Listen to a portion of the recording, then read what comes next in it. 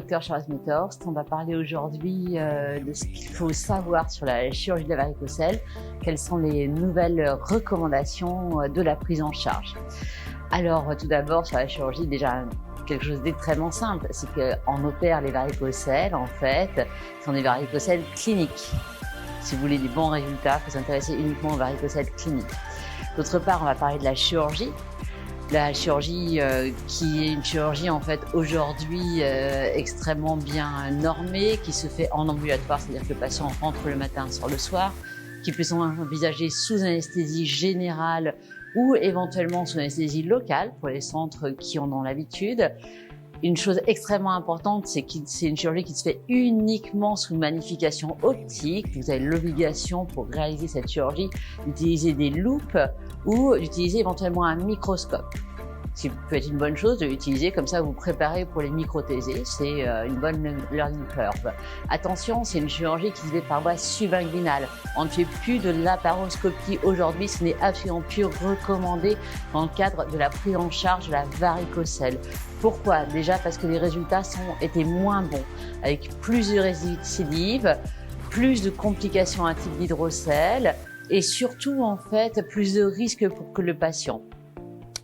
Pourquoi plus de récidives? Parce qu'on est trop haut par rapport en fait aux veines qui sont perforantes.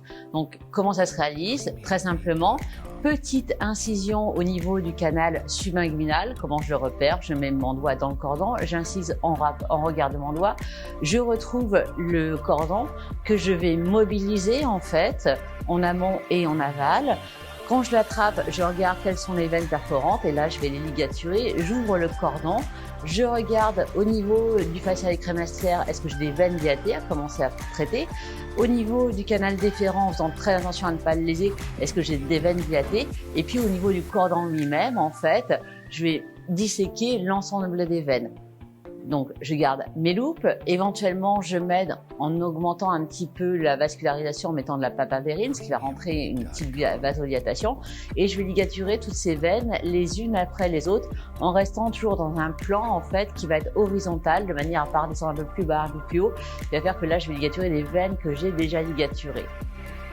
Je referme, je mets un fil résorbable, le patient reprend ses activités le lendemain pour la majorité, il peut retravailler. Ce n'est pas une chirurgie qui est douloureuse du tout. De temps en temps, effectivement, à 72 heures, on peut avoir une petite douleur sur la thrombose, ça veut dire qu'on a été très efficace sur des grosses varices. Et quels résultats en attendre? Ils sont à 3 mois, plus c'est une grosse varicocèle, plus vous avez des bons résultats sur le spermogramme et ensuite sur les outcomes en termes de grossesse. Est-ce qu'il y a une contre-indication aujourd'hui en fait à traiter ces varicocèles? La première contre-indication en fait, c'est le spermogramme strictement normal avec les autres paramètres un petit peu plus modernes que le spermogramme. C'est la varicocèle qui est subclinique, unique, unilatérale. C'est un patient en fait qui aurait déjà été opéré d'une chirurgie de hernie par exemple, là vous avez un risque majeur d'atrophie. Et qu'est-ce qu'on empêche chez ces patients-là? En fait, dans ce cas-là, on lui fait emboliser, qui est aussi une technique alternative qui donne de très bons résultats.